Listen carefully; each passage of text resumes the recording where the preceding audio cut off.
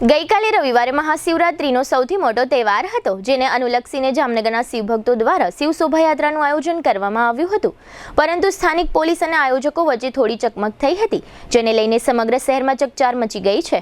આ અંગે વધુ વિગત મેળવવા માટે આજે સોમવારે બપોરે GTPL જામનગર ન્યૂઝના મેનેજિંગ એડિટર જયેશભાઈ રૂપારેલિયાએ આયોજક મહાદેવ હરમિત્ર મંડળના પ્રમુખ રાજેશ વ્યાસની ટેલિફોનિક મુલાકાત લીધી હતી. આ મુલાકાત દરમિયાન રાજેશ વ્યાસે જણાવ્યું હતું કે શિવ શોભાયાત્રાના ઇતિહાસના 45 વર્ષમાં પ્રથમ વખત સ્થાનિક પોલીસે શિવ શોભાયાત્રાના આયોજકોને વધુ હેરાન કરવાનો પ્રયત્ન કર્યો હતો.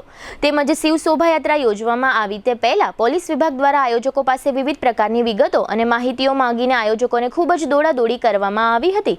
તેમજ શોભાયાત્રાના રૂટ ઉપર વારંવાર ડીજે બંધ કરાવવાનો પણ પોલીસ દ્વારા પ્રયત્ન કરવામાં આવ્યો હતો, જેને લઈને શોભાયાત્રામાં ઉપસ્થિત શિવભક્તોમાં ભારે નારાજગીનું વાતાવરણ જોવા મળ્યું હતું. આ અંગે સાંસદ પૂનમબેન માડમ અને શહેર બીજેપી પ્રમુખ બીનાબેન કોઠારીએ અંગત રસ લઈને પોલીસને આ બાબતે વારંવાર રજૂઆત કરી હતી, છતાં પણ પોલીસે પોતાની મનમાની ચલાવી હતી. તેવો ખુલ્લો આક્ષેપ આ ટેલિફોનિક વાતચીત દરમિયાન શિવ શોભાયાત્રાના આયોજક રાજેશ વ્યાસે કર્યો હતો. જયેશભાઈ સાથે રાજેશ વ્યાસે કરેલી ટેલિફોનિક વાતચીતના આ રહ્યા મુખ્ય અંશો. ગઈકાલની બબાલ શું હતી મોટી? બબાલમાં એવું છે આ લોકો 5 દિવસ સુધી અમને મીટિંગ કરે કે આમ કરજો તેમ કરજો ને અમને સ્વાગત માટેના લિસ્ટ આપો કેટલા જણા. આમાં તો તમે ઓચિંતા ના આવો તો થોડુંક અમારે તમને ના પડાય. લિસ્ટ આપો ને આમ આપો ને ડીજે કેટલા છે ને ગાડી કેટલી છે ને સ્થાનિક કેટલા છે. પછી છેલ્લે તો સુપેત્રા ચાલુ થઈને હાલો હાલો હાલો હાલો હાલો ડીજે બંધ કરો ચાલુ થઈ ગયા. પછી બી ડિવિઝનમાં સ્થાનિક લોકોએ કર્યું હતું ને ત્યાં એ લોકોના મંડપ બનાવવા માટે ધમકી હેરસ કરી દેશું આમ સામાન જપ્ત કરી લેશું. અમે એને કેટલું કીધું કે આ બંધ કરો, ત્યાં સ્થાનિક વાળાનું મંજૂરી કોઈ દી ના હોય તો કે તમને ના સમજાય અમારે ઉપરથી એમાં જ કરે. ઓલા પોલીસ વાળાને કીધું સાહેબ કહે છે, સાહેબને કીધું કે મને ઉપરથી આદેશ છે. હું રમાતી હતી ખબર જ ના પડી. છેટ સુધી લોકોની મનમુની જ હલાવી બધી એમ. બહુ અમે પ્રાયશ્ચિત કર્યો, બહુ અતિશય થઈ. પછી એમાં રાતના દીપક ટોકીસે પહોંચીએ ને અમે ત્યારે જરાક મને કઈક માથું ઓલું થવા માંડ્યું ને એટલે આપડે ડોક્ટર કેવી બક્ષી છે ને ભાઈ આશીષભાઈ મારી સાથે છે. મને આની પેલા 3 મહિના પેલા માઇનોર એટેક આવી ગયો હતો. એટલે હું જરાક ઓલું થવા માંડ્યું ને મને અહીંયાથી ગાડીમાં યુનિકમાં લઈ ગયા તો મારું 250 બીપી આવ્યું, 200 ડાયાબિટીસ આવ્યું. એટલે હું તરત મને બાટલા ને ઇન્જેક્શન ને દવા ચાલુ કરી. પછી તો મને ઊંઘ ચડી ગઈ ખબર ના પડી. પછી આ લોકો મને 2-3 કલાક પછી મંદિરેથી લઈ આવ્યા છે. ત્યાં હું એમને હોઈ ગયો. પછી ઉઠ્યો હમણાં બરોબર. ઉઠીને ઘરે આવીને અહીંયા પિતાશ્રી ને મળ્યો. મારા ઘરના બધા ટેન્શન કરતા હતા. મળવા આવ્યો ઘરે, મળી લાઈને હમણાં મંદિરે જાઉં છું. કોઈના ઈશારાથી કે કોઈના કહેવાથી કઈ વાત બની છે? શું લાગે છે? ના કાંઈ ખબર નથી. બધી પોલીસ વાળા અમને કહીને એમ તો પૂનમબેને એને કહી દીધું કે હલાવો અને શાંતિ રાખો, અમારી શોભાયાત્રા છે. નાના બેન અમે નથી હલાવતા. બેન ને એમ કહીએ પ્રમુખ ને મહામંત્રી ને બધા વાત કરે ને કે સાહેબ તમે આગળ હલાવો છો.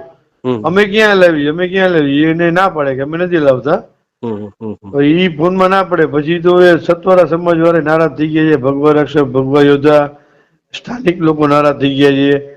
આપડી પાલખી એટલી હલાવી છે, દર્શન કરવા નતા જતા કોઈને કે જાઓ દો આગળ એમ કરીને હલાવી રાખતા. આવું ક્યારે દર વખતે હોતું જ નથી કઈ? ના કોઈ દી ને. 45 વર્ષના આપણા સંસ્થાને થયા 45 વર્ષ અને 37 વર્ષથી હું આ શોભાયાત્રાનું સંચાલન કરું છું. વિકાસ એટલો કર્યો આપણે સંસ્થામાં, કાંઈ હતું નહીં તોય. કોઈ દી આવું બનાવ કોઈ દી બન્યો નથી. કોઈ પણ કોઈ જાતનો ઇસ્યુ નથી. કોઈ રાજકીય આગેવાની નથી કોઈ દી અને કોઈ દી એમને મેં નથી કોઈ દી. કોણ ક્યાં પોલીસમાં કોણ હતું? એ ઝાલા સાહેબ હતા, એસઓજી વાળા હતા, LCB વાળા હતા. ઈ જતા હતા સ્ટાફ પર. નીચલા સ્ટાફ પર એમ કહેતા હતા કે ભાઈ સાહેબ હલાવે છે, સાહેબ બી કીધું આદેશ, સાહેબ નો આદેશ છે, સાહેબ નો આદેશ. બધા એમ જ ઘેર રાખતા હતા. કારણ શું એમ કહું? એટલે શરૂઆતના બેઝ ઉપરથી જ શરૂઆત નહીં ચાલુ શોભાયાત્રા નથી થઈ પેલા 2-3 દી પહેલા જ અમને એસઓજી મેડમે બોલાવ્યા હતા. ઈ કે 12માં 5 સુધી પાલખી અંદર વહી આવી જોઈએ કે ગમે એમ કરીને તમારું કઈ નહીં હાલે. આમાં કોઈ જ્ઞાતિવાદ કે વિવાદ કે કોઈ ધર્મવાદ કે કોઈ થતું નથી.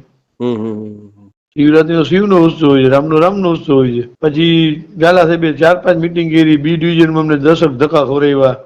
આમાં સહી કરો ને આમાં સહી કરો ને કેટલા જણા છે સ્થાનિકના નામ આપો ને કેટલા સ્વાગત કર્યું છે નામ આપો ને હમ. હવે મેં કીધું એવા તો શોભાયાત્રામાં માનતાના સ્વાગત કરવા વાળા 150 હોય ને 200 હોય ને 5000 માણસ હોય તો અમે લખી માનતા ઉતારવા આવી છે.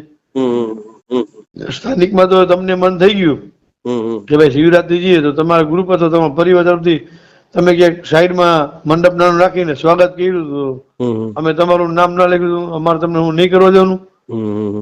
તો કે એનું એમને નામ જોશે. મેં કીધું ઈ તો નહીં મેળવે એમાં અમે બાઈ જતા ઓકે. ગમી અજાયણો માણસ છે સ્વાગત કરવા આવે અને લખાવ્યા ઈ આવે આમાં કોઈને અમે ના પડી ભગવાન બધાયનો છે ઈ જ વાત હતી ભાઈ. બરોબર. તો છેટ સુધી પછી ક્યારે વીચમાં ડીજે ચાલુ કરી દીધું હતું? એટલે કરવા દઈએ ને બંધ કરાવે ભાઈ અમે ચાલુ કરીને બંધ કરાવે ચાલુ કરીને બંધ કરાવે. તો પછી નહીં તમે આ લોકો સ્થાનિક નેતાઓથી માંડીને કોઈને આ બાબતની રજૂઆત કરી હતી પાછી કન્ટિન્યુ? બધાને કન્ટિન્યુ રજૂઆત કરી બધે એને ઈ પોતે જ એની પાસે ખોટું બોલે છે કે અમે નથી કરતા પણ આપણા કારણે સંગઠનના બધા સંચાલનો છે ને હમ, ઈ બધાએ કીધું કે તમે જેમ કયો ને ના પાડો ને હમ, ઈ થોડીક વાર પછી 10 મિનિટ અડધી કલાક ને પાછા ચાલુ થઈ જાય. દીપકે ફોન આવ્યો હોય ને તો કે ના પછી આગળ જાય ને પાછું ચાલુ થઈ જાય. હવે પૂનમબેને એટલા ફોન કર્યા કે રેવા દ્યો તો ના બેન અમે કાંઈ નથી કરતા સાહેબ અમે કાંઈ નથી કરતા એમ જ કીધું બેન ને. બીનાબેને એટલા ફોન કર્યા મહામંત્રીએ ફોન કર્યા ના અમે કાંઈ નથી કરતા આપણું જ છે આપણું જ એમ કર્યા. પછી કેટલા વાગ્યા સુધી આ ચાલુ રહી હતી શોભાયાત્રા? આ આપણા મંદિરે બીડ ભજન 3 વાગે પહોંચી ગયા હતા 2:30 ની વચ્ચે. ટૂંકમાં રાત્રે 3 વાગે? હા રાત્રે 3 વાગે પૂર્ણાવતી થઈ ને? તો હા હા